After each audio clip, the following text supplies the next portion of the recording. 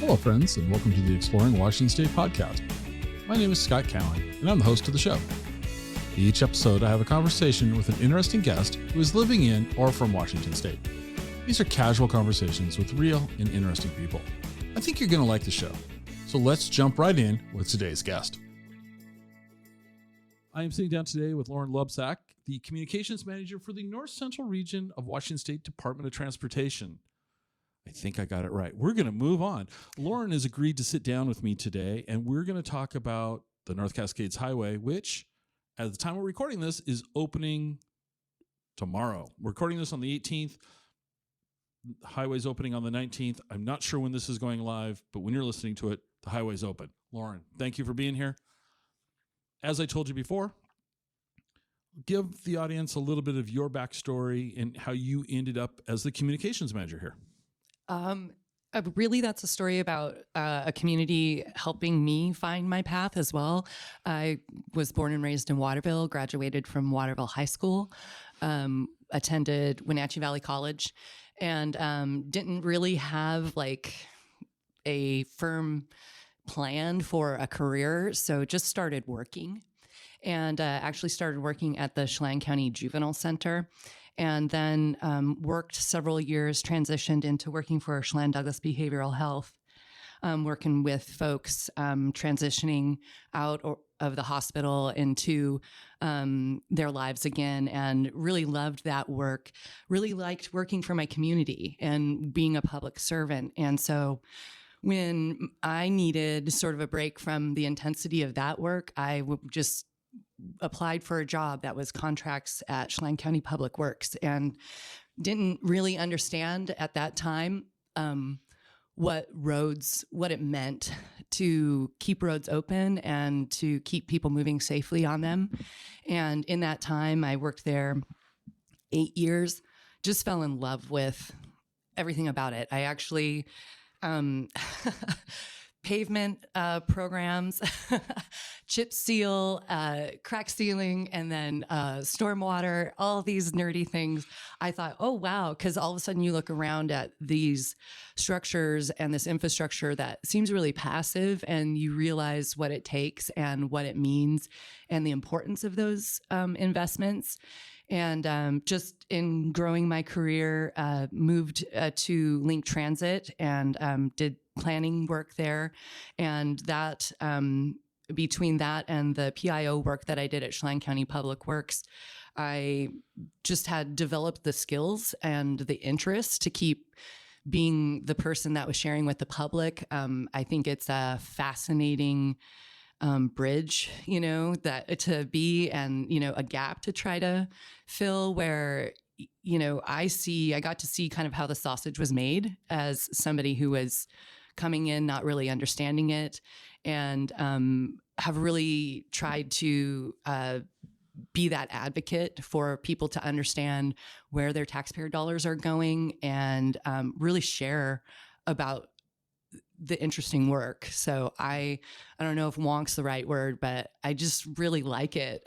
So when did you end up here at this Washington State? I just got my 5-year PIN. So I started in March of 2018. And so actually one of my first field visits was up behind the closure points, the opening work that they were doing that spring up on North Cascades. And I got to go up there one gorgeous bluebird spring day and see them clear the Liberty Bell chutes. And I was just blown away by the work and the expertise and the scenery. Okay.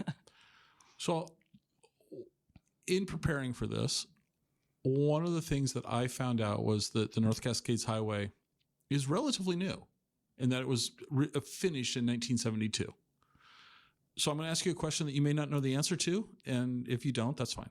Is that the newest highway in the state of Washington? I would say probably not, but it is most likely the newest mountain pass of that, Sure. sort of. Yeah, I was just trying to think. I'm like, yeah. I don't know that there's anything newer. I didn't realize. I was having a conversation with my mom, and I said, when I was a kid, did we ever go over that? And she kind of gave me this blank look and goes, I don't think so. And I go, yeah, I don't think so either. And then I realized, well, it wasn't even open when I was a kid. So it couldn't have, Yeah. wouldn't have done that. So what I think is interesting about the North Cascades Highway and a couple other ones here in Washington State too, but we're only going to put you on the spot about North Cascades Highway, is that it closes every year.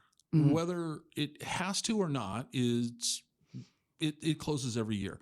And in most cases it has to, I get that. But it closes because of safety reasons. And that to me, like all of us that travel to Snoqualmie, it can close in a moment because there's an accident or there's a heavy weather incident. But the State Department keeps it, the transportation keeps it open. They don't keep the North Cascades Highway open, which to me is very intriguing because you've got to shut it down, mm-hmm. and then you got to clear it, and then you've got to open it.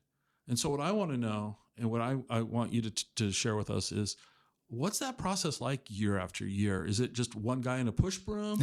Is it, what does this look like so that when the state opens those gates and says you can proceed again, how much work does it take in a typical year to do that?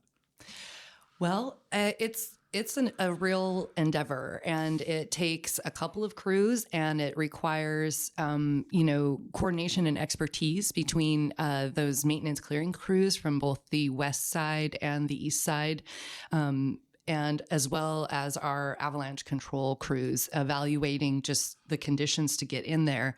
There are dozens of avalanche chutes between Cutthroat and Liberty Bell, just in a few miles on Washington Pass.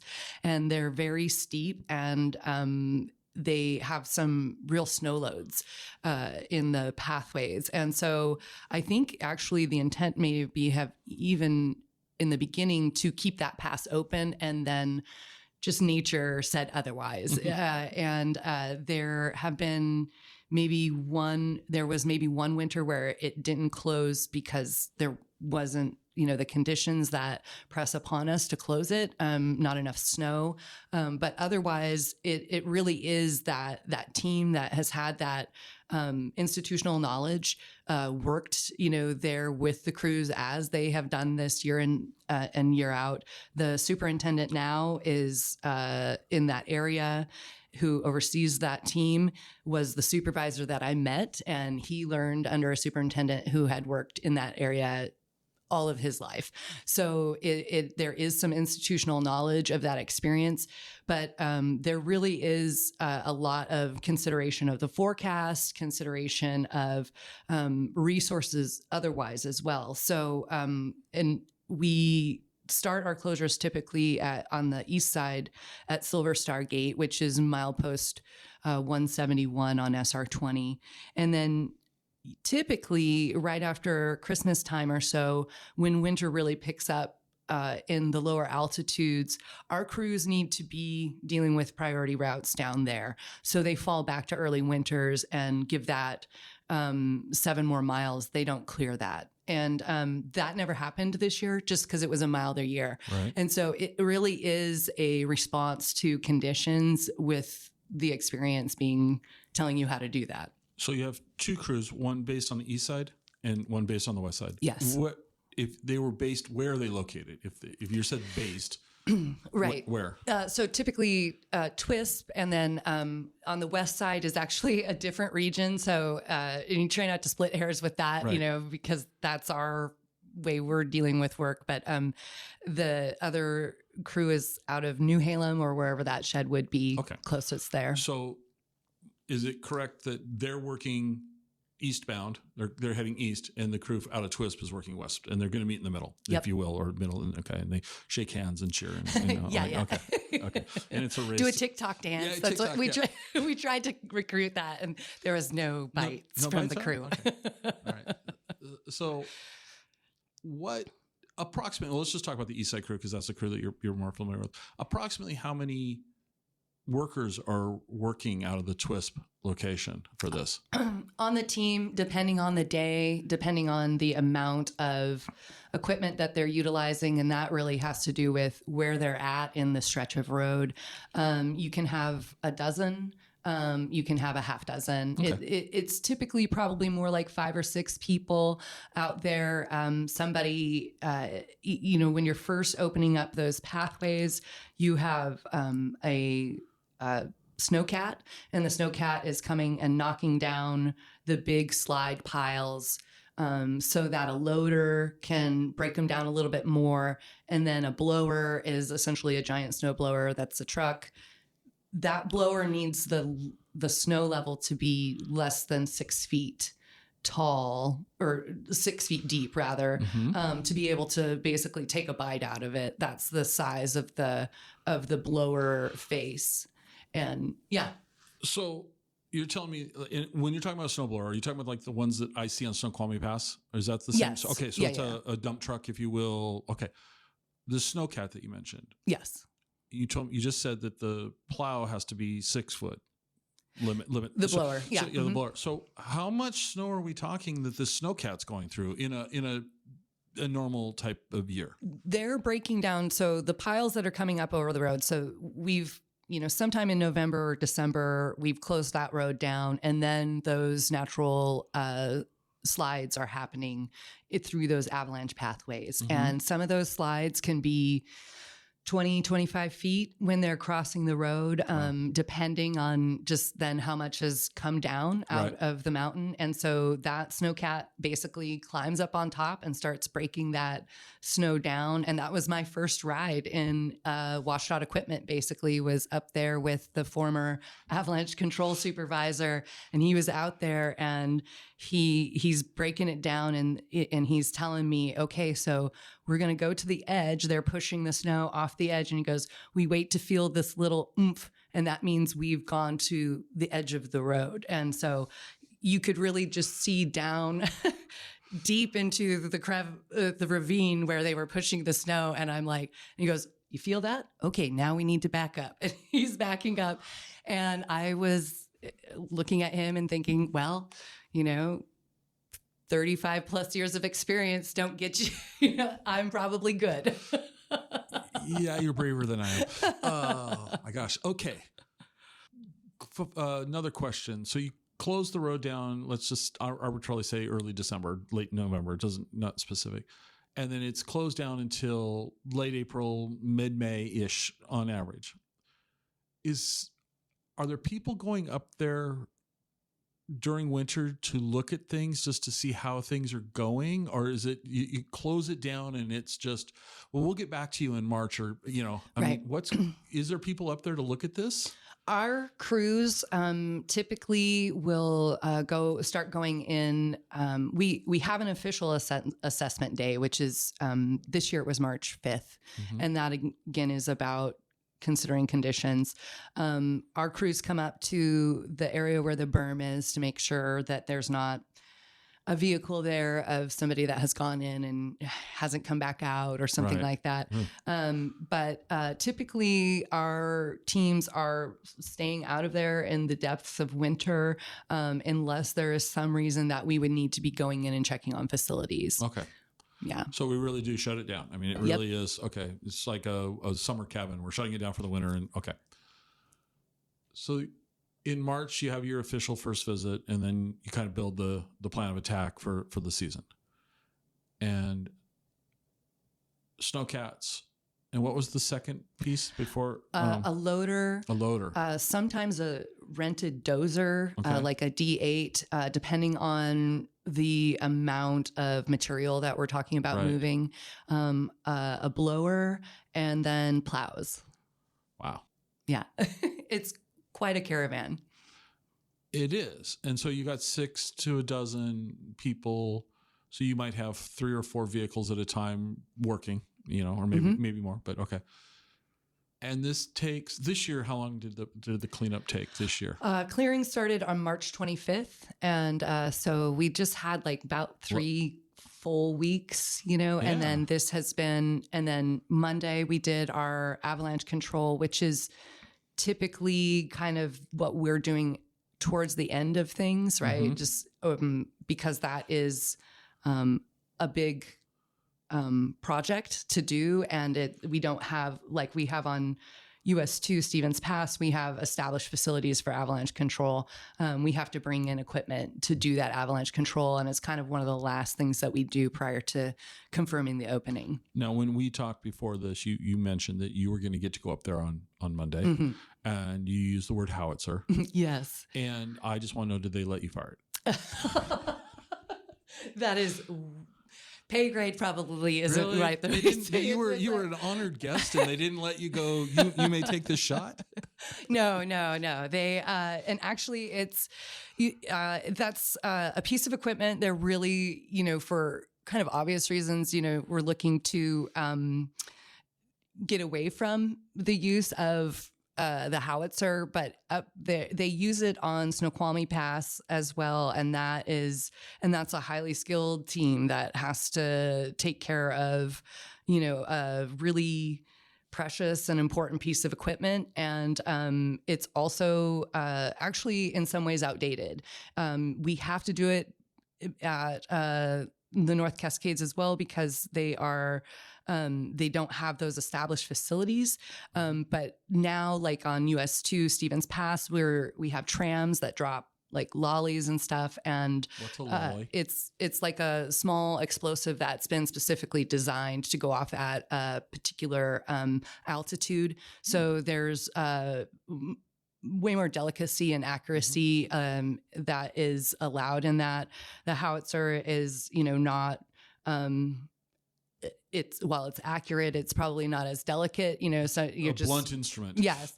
And so there's a lot going on in the world of avalanche control, and, probably next steps will be something that's, potentially related to drones, that's likely years off. That's an experimental thing in Alaska. But when you talk to our avalanche control, they're eager for that because you'll be able to get that right into where you want it to be. So with the howitzer, though, let's do they send?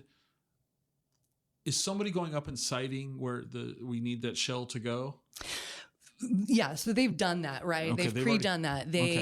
We have our avalanche control crews. They go up there. They snowmobile to as far as they can go, and then they got to hoof in to these places to take those measurements. They dig snow pits to get an understanding of what the snow layers look like, because it doesn't also need to happen necessarily every year, right? So you got to calculate, do we move this big, huge piece of equipment? And that's really a logistical consideration. And that is really about like what the conditions are. Right.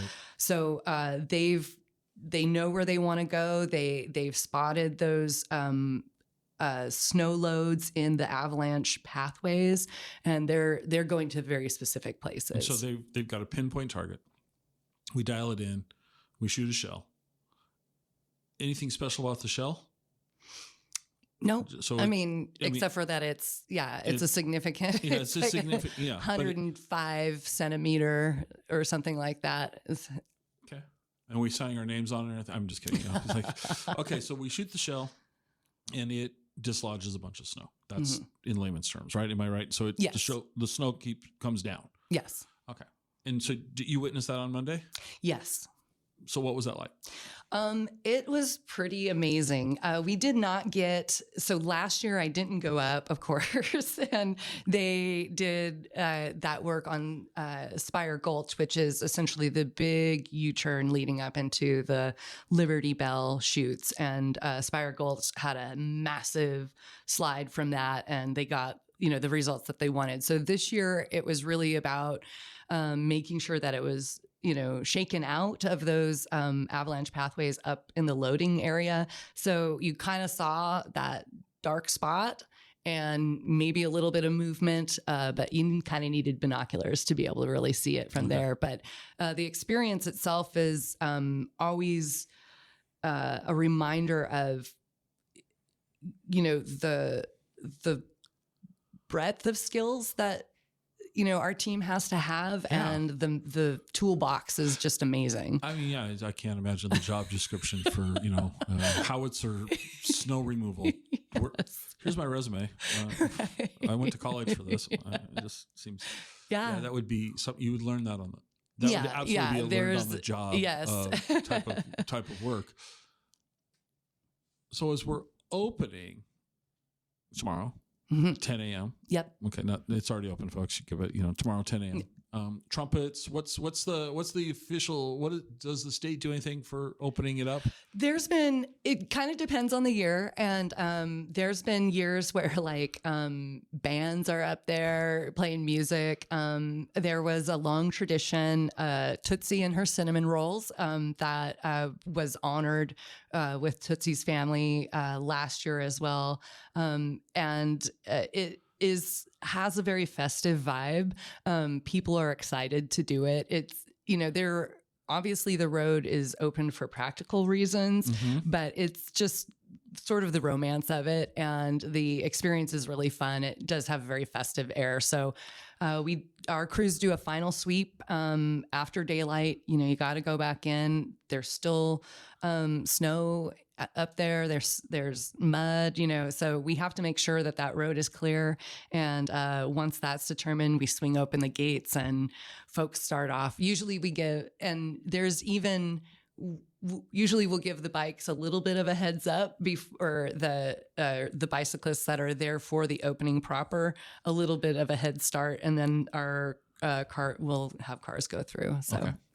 So let's talk about the bikes. Yeah. So one of the things I was reading is that there's this misconception, maybe, that bikes, there's an opening day for bikes. Yep. I call it a persistent urban myth. Okay. And it's so first and foremost, that route is, I think, a federal bike route. I think Bike Route 10 or something like that, for the very reasons that everybody likes to drive it too. It's gorgeous. It's a beautiful journey, whatever vehicle you're in. But over the years, and this is probably the number one question that I get, is when is bike day? And the truth is we wouldn't open up the road for one mode before any other mode of travel. Once the road is open and we say it's safe for travel, it's open. But folks have really keyed in on the time when the road has been cleared, the roadway itself, and it's still closed for repairs, right? So sometimes that lines up. For example, this last year, this last weekend, the 13th and the 14th, the road was technically cleared on like Thursday night or Friday morning. And so I was able to share with people on the newsletter and on social, if that's what you want to do, and to me, that's a little chilly and I don't have the cardio for it, but if that's what you want to do, this is the weekend to do it. And just because I do understand that people, I can see why you'd want to, if that's your thing.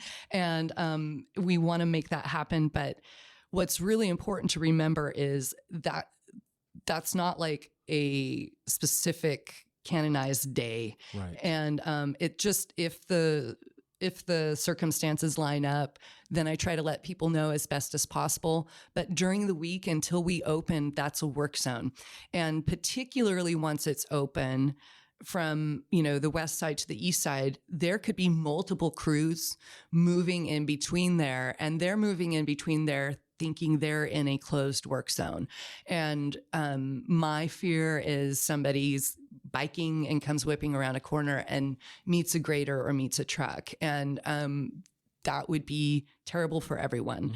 And so I probably can come across sometimes as a little bit humorless about it, but it's an active work zone during the week. And so it's like the bike day myth is we try to give people that opportunity to get that access, but it really isn't a bike day. not an officially sanctioned. Yeah. Okay. All right. Now you mentioned the word repairs, and we've talked about cleaning, but in a typical average year, what sort of repairs are you looking at? Are guardrails getting knocked out by avalanches? The highway itself, does the highway take more of a toll being just having the snow sit on it versus say Snoqualmie, which is being shoveled off and then driven over? I mean, how does the highway itself hold up, and what sort of repairs?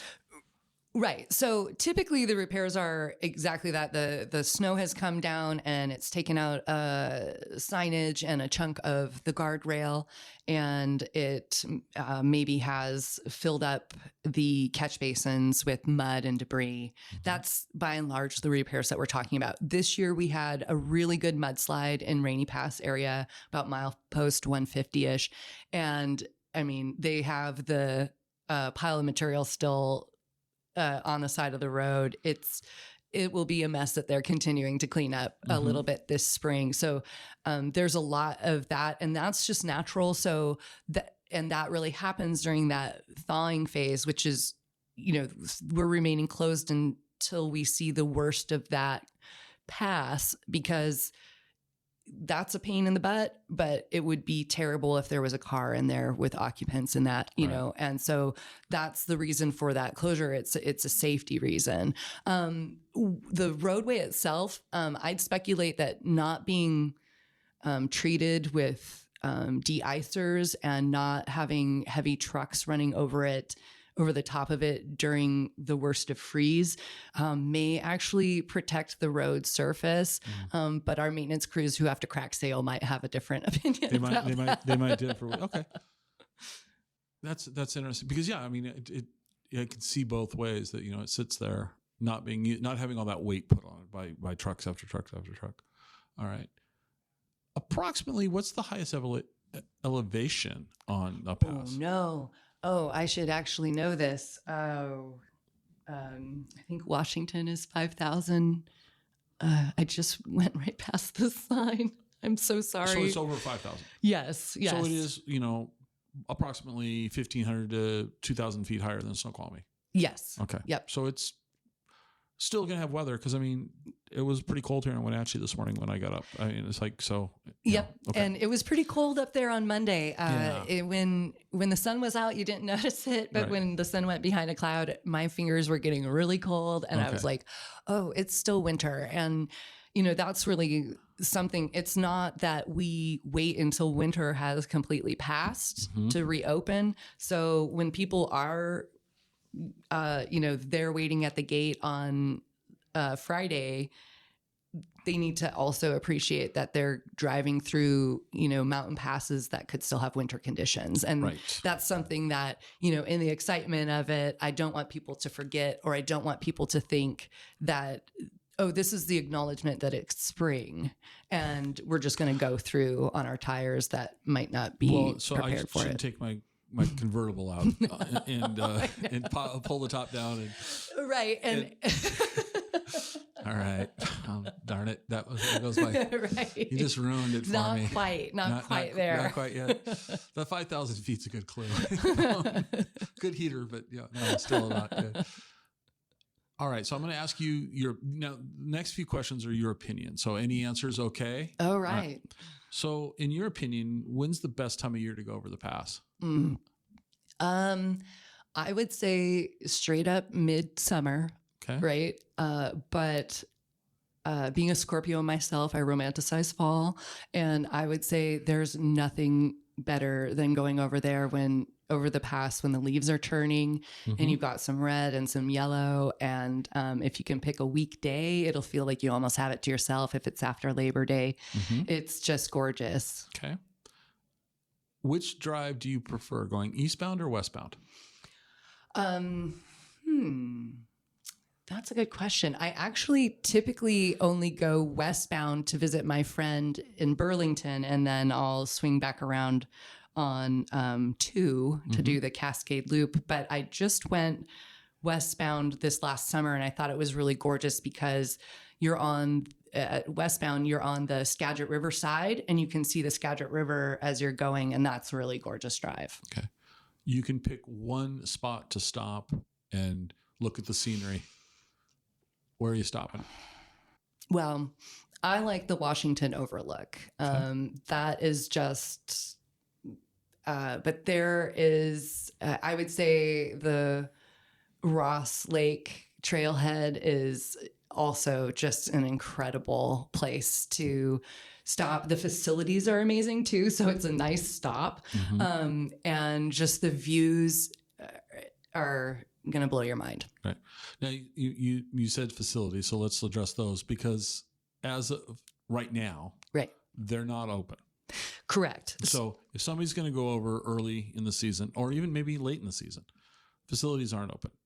So we've got about how many miles of between services? I mean, Mazama's got a gas pump, so you could get gas in Mazama if you can afford it. And then where on the west side it would be the next set of services? Oh gosh. I'm thinking, I think that would be on the other side of Ross Lake Dam. So really there's probably about 45 or 50 miles where cell phone is going to be really unlikely and you're not going to have gas, a place to gas up. And for the time being now, there's not even really going to be probably very many places to pull over. Right. Some of the lower altitude Forest Service, like parking lots might be open, like Early Winters and Silver Star. They were both open.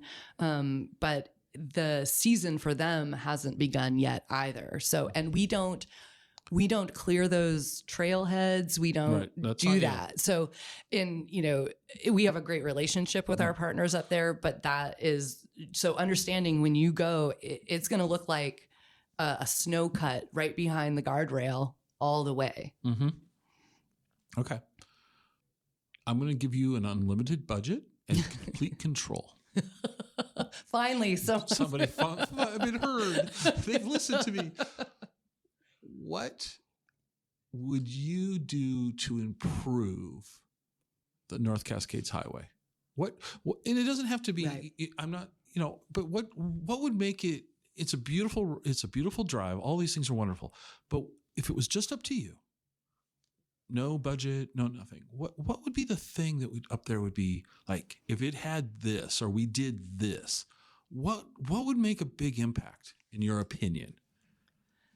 Unsanctioned by any organization, right. This is right. So, actually, kind of the novelty is this trip that feels really like you're going through fantastical woods from The Lord of the Rings or, Narnia. And, I know people would be like, oh, they want larger parking areas at their favorite trailhead and I think that, those will just always be full no matter what size you build them.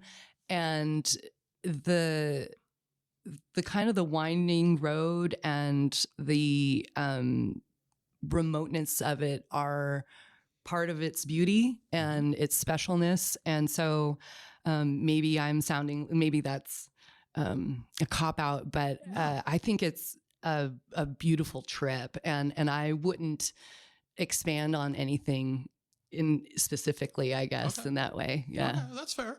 Yeah, because you don't want it to be, if you put 4 lanes each direction and then we're just buzzing through, you're not taking in the scenery and the iconic views and all of that. You're just trying to get from one side of the state to the other side.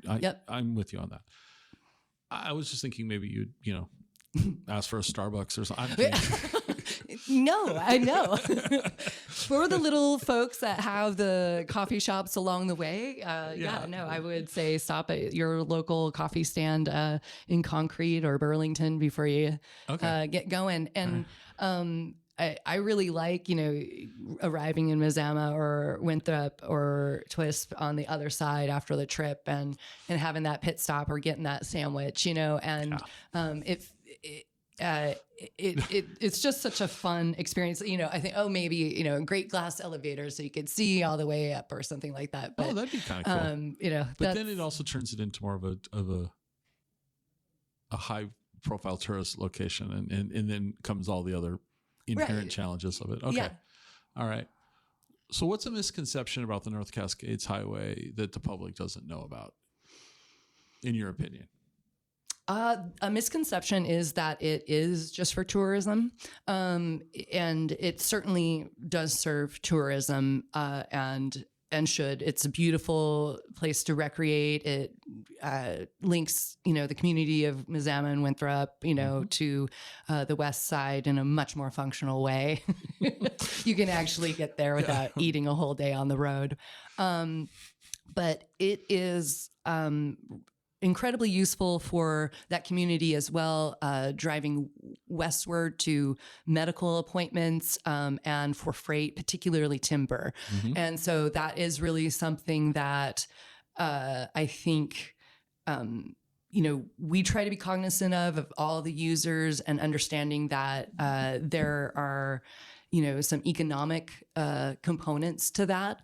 And I, want people to, I don't want to scare people away or ruin it, but there is freight on that road, and that's an important component of that route. Okay. You mentioned coffee, so I'm going to put you on the spot. I always ask of every guest, where's a great place to get coffee? Now we're sitting in Wenatchee. Yeah.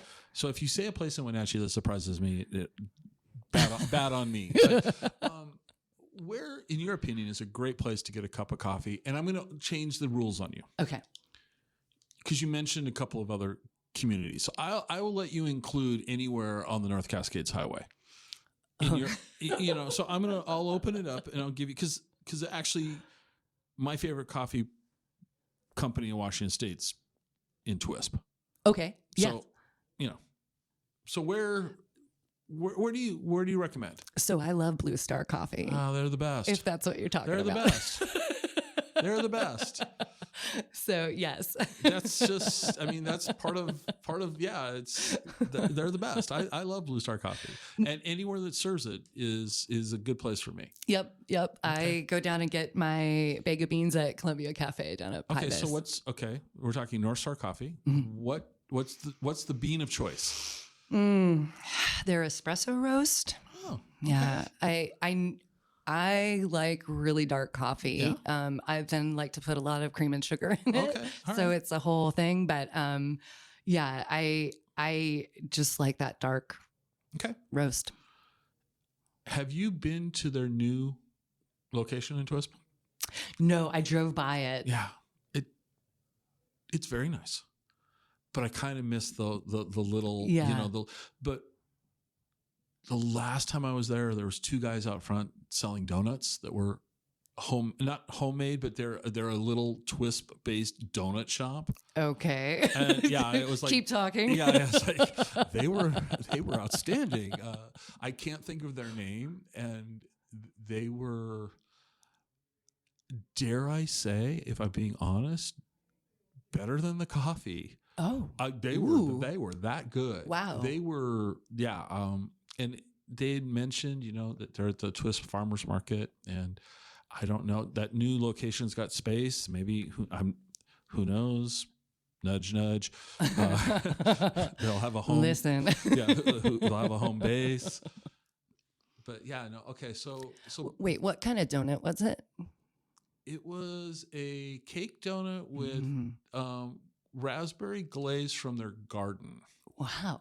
Yeah, no, it was very cool. And they had these really kind of eclectic choices, and they were not that like super overtly like Krispy Kreme, here's 10 grams of sugar for you. Mm-hmm. No, they were more of a artisanal donut, if you will. And it was, they were quite delicious. Yeah, I might have to take. I had sort of declined heading up for the actual opening day, and I might. You're like, oh, man. I need to clear my calendar. If there's donuts. All right. So you like Blue Star Coffee. Is there another coffee place? Because I can drink coffee from anywhere. But so anywhere else on the highway that you have found an interesting coffee? So actually on the other side, and I wish I could remember the name of the coffee shop, it's just off the side of the road, and it's east of Concrete, and I can't think of the name, but they had a really great latte, and I wish I could think of it. Okay. Typically, so I didn't get into coffee until we had our time teleworking from home during the pandemic. didn't even really drink caffeine until then. And then I think just out of boredom of like being in my house all day, I picked up the coffee habit. And so for me, it's really about like my dorky little pour over and making this whole thing. So there's nothing dorky about that. Typically don't get coffee when I'm out and about. I just usually make it for myself. Okay. But when you go out and you're going to have a coffee, what's the go-to safe order for you? If depending on the coffee, I'll take some drip and I'll just put a sugar and a creamer in it. Okay. Yeah. All right. Solid. I mean, with Blue Star, it's super solid. Yeah. What do you think of their Highway 20 blend? Oh, that's good. That's good. They're all great. And I recently learned that the darker roasts don't necessarily carry a bigger caffeine punch. But I've just gotten on this jag of the dark roast. But their Highway 20 is, if I can remember now, I'm trying to sort it out because they have another one that I recently got that had like a little bit of a berry flavor. The morning? Yeah, the Morning Star. Yeah, I think that was what it was. Yeah. I think I'm thinking of the Morning Star actually. Okay. Yeah. All right. So, all right. Once again, for this episode, we're going to bend the rules a little bit. You mentioned earlier also, like sandwich on one. So, where's a great place to grab lunch off of Highway 20? I would say the Twist Bakery. Oh. Yeah. Okay. Yeah. It's there, and so it really, they've got good bread is the start. Okay. Yeah. So what would you have? What would be your? Any old sandwich. Any old sandwich? Yeah, I'm trying to think of what I had there last time. Might have been turkey. Okay.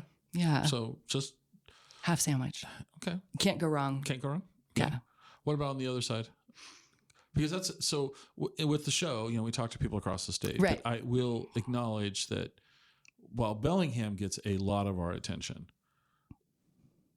between Bellingham and Everett, I don't want to say we ignore, because I don't mean like that. We just haven't gone out and really done a really great job of experiencing that section of the state. So I'm looking for any tips that you can throw me. That is a little bit of a blind spot for me. Okay. And I'll tell you why it's interesting for me is I usually like to pack a lunch, like a picnic when I go over 20, and then I find my place and that's my like hang out for a little while and I'm chilling and I'm having my picnic or whatever. Because as I said, I do that Cascade Loop essentially when I take it. And so I'll go down and then do US to Stevens on the way back. And I will recommend Zeke's for a sandwich if you're going that way. Okay. Yeah. It's in Gold Bar-ish. Yep. Yeah. So is. that's where I'm picking up lunch. You're on Zeke's. Yeah. Okay. All right. No, that's looping around and hitting Zeke's on the way back. Okay. All right. That's solid. What, if anything, do you know about the Cascade Loop? As far as, can I put you on the spot speaking relatively comfortably? And like, who came up with this idea? Oh, right. Actually, that was something I was like, oh, somebody told me about that. And I just was being attentive to signage as trying to be a good communicator for, WashDOT. So that is a separate designation. And trying to think of the term. Yeah, the scenic highway. So there's designations that are state scenic highway designations and designations that are federal state highway designations. Right. And I think until very recently, the loop wasn't a fully federal scenic highway designation. Right. And that's been something that's just happened in the last few years. But that's not my actual expertise, I would say. And from traveling from Wenatchee, though, that does sort of technically start, depending on where you want to go, at Pateros at SR 153, right? So 153 is what goes from that junction of 97 and connects up in near Twisp to 20. You can also go up to Okanagan and hang a left at that point. And go over Loop Loop? Yeah. And well, is Loop Loop on the east side of... If you go up to Okanagan and head over to Twisp, you're going to go over Loop Loop. Yeah. Which is fun. Yes. It's a fun little, I remember the first time I drove that, I was like, oh, this is really cool. My Area 3 crew is going to Yeah, a lot of fire up. Gonna have some comments for me about not. That's okay. That's all right. This is unofficial. This is, you're not on duty. All right. So you think summer or fall is the best time? Okay. You're drinking good coffee. What is the last question about the highway itself? In your opinion, what's the best way to go over the pass? As a driver or a passenger?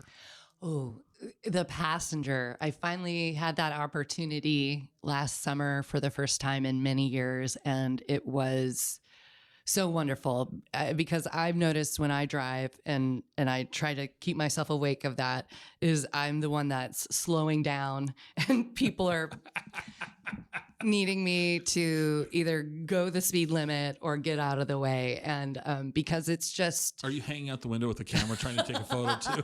No. I do try to travel safely. I do try to, I do practice what I preach in that regard, but it's just so...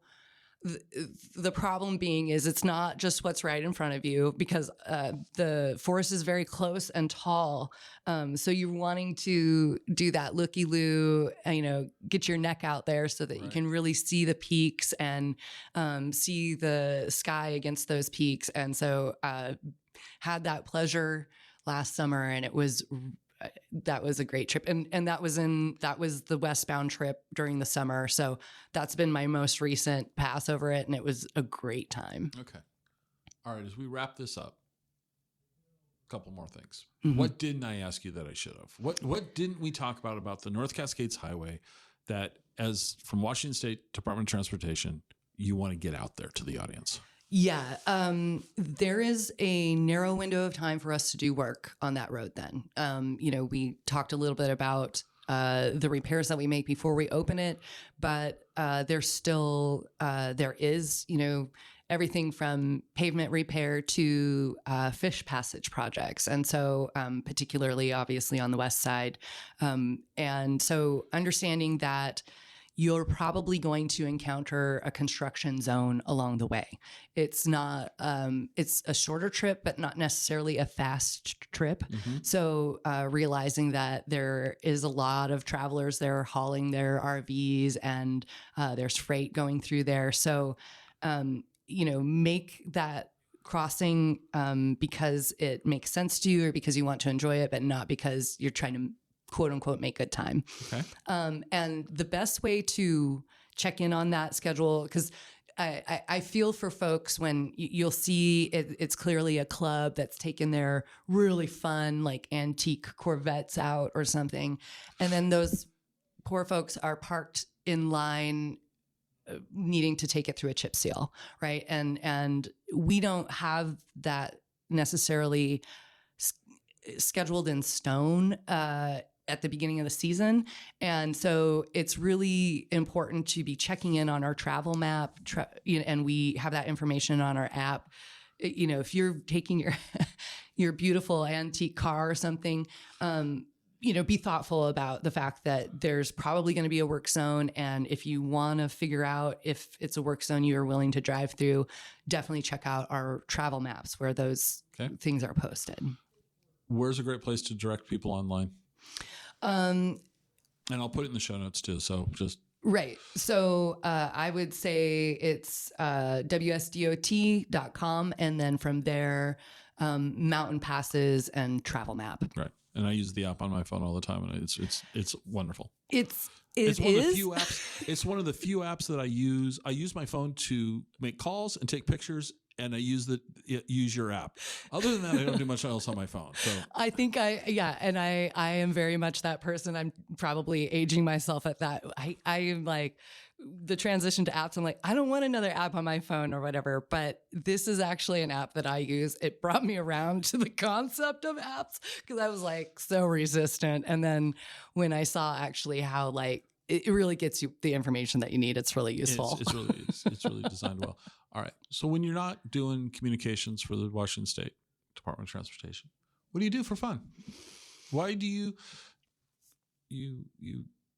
Waterville, for those of you who don't know, is 25 miles outside of Wenatchee, small little community. I can't even call it a town anymore. It's just a kind of a community. It's cool. It's beautiful up there. But we're technically incorporated. Okay. All right. Yes. And and it's the county seat too. So all right. So it's okay. No offense, Waterville. But you stayed in the Wenatchee Valley area your life. What do you like to do here? Why are you staying? Not that you shouldn't. I'm not asking you to justify it, but like, what are the draws for you? First and foremost, I had an idyllic childhood in Waterville. It's a wonderful community, surrounded by, family and friends. And then I really, when everybody's young, or, when I was young, maybe that itch, but I never really pulled the trigger on leaving the community. I've been on trips outside of the country and outside this area, but this was really a bloom where you're planted kind of experience. I love just the beauty of the area. I love being this close to nature. So in my opinion, you're about a half an hour from anything that you'd want to do outside: water ski, snow ski, hike, bike. There's wildflowers, the foothills trails bring me so much joy and peace. And it's just one tiny component of what we have here. We have, it's just an incredible place to be for that variety of outdoor recreation, which I really enjoy, and just also that community feel that I experience. Yeah. Okay. Where's your go-to skiing place? Mission. Mission? All day long. Yeah. Okay. Yeah. It's, I skied for years at Badger Mountain, which is up in Waterville. And, my dad still drives the Snowcat to groom that hill. Okay. And, that's kind of his, he loves to do that. And, I did not get up skiing there, I think the one weekend or so that it was open this year. But, a few years ago, my friend, her daughter started, on the Mission Ridge ski team, and I would ride the ski link to go have lunch. And she was like, "Why aren't you skiing?" Okay. And I was like, well, why aren't I? My skis were 30 years old or whatever. And so they cobbled together some gear for me, and I've been having a season pass and going almost every day it's open ever since. So you're a skier, not a snowboarder? Not a snowboarder. So it's so interesting to me. I'm much older than you. Okay. I'm much older than you. Yes, just agree with me. And when, as a kid, everybody skied. There wasn't snowboard. I don't even know snowboarding was a thing really. Yeah. And now it seems like it's the opposite. Everybody's snowboarding, and it's kind of refreshing to hear. Oh, I like to go down on skis. I like to ski. Yeah. Yeah. Okay. That's how I learned. And have you tried snowboarding? I have snowboarded a few times. I kind of have that personality where if I'm not good at it, immediately, and I don't have to do it, it's terrible. It's terrible. This sucks. I'm not going to do it. Yeah. So I don't fall down as much when I ski. Okay. So okay. All right. So I'm going to wrap up with the last question. Well, actually, that's not true. Well, we're going to put the links to the best links I can find for the audience to find out more about Washington State Department of Transportation and the mountain passes. I'll put that in the show notes. Awesome. Thank you. Okay. So here's the last question. You can't skip it. You have to answer it. Very important. And it's one or the other, and you have to give your reason why. All right. Cake or pie, and why? Pie. Because lemon meringue pie is probably my favorite dessert ever. My mother makes an incredible one, and it's the one dessert I've learned how to make. So, okay. Yeah, pie. An apple pie. I was going to say, it's here we are in Wenatchee, and you're not saying apples, peach but I love pie, and yeah. Okay. No, there's no wrong answer here. There's no wrong answer here. It's really, we ask it every episode. It's fun to watch the people's reactions. Some people are like, "Are you asking me to pick my favorite child? I can't." Other people are like, it's pie and you're wrong about cake. It's no, vice versa. Everyone's got their own. Lemon meringue hasn't come up much lately. It's a tricky one. And it's delicious. So I do not like anything pumpkin. Pumpkin it's wrong. I don't care for pumpkin pie. No, it's wrong. And what I'm really pleased with, and I don't know if I put out that vibe or not, but people don't say pumpkin. It validates me. You're like, you're right. Yeah, I know. It's just like, oh. But I will say, pie seems to be the winner amongst the audience, at least amongst the guests. And I will say lemon has come up a couple of times, but not a lot lately. So thank you. Thank you for sitting down with me. I appreciate this. I've learned more about North Cascades Highway. I think it's nice that we were able to take the time to talk about it in a little bit more detail. I was watching some of the blurbs that came out about it opening on Friday, and they were just really condensed. Yeah. And I think it's nice that if somebody chooses to listen to this, they're going to know a whole lot more about the highway. Agreed. And thank you for taking the time. Thank you so much. It's so nice to not have to limit it to a tweet. Hope you enjoyed the show. You can reach me on Twitter at ExploreWaState. I'd love to hear your comments. You can also visit our website at explorewashingtonstate.com. If you know anyone who would like the show, it'd be amazing if you'd share the show with them. This is the biggest way that we grow this show. Good old word of mouth. I'm glad you were here with me today, and I hope to have you listening to the next episode. See you then.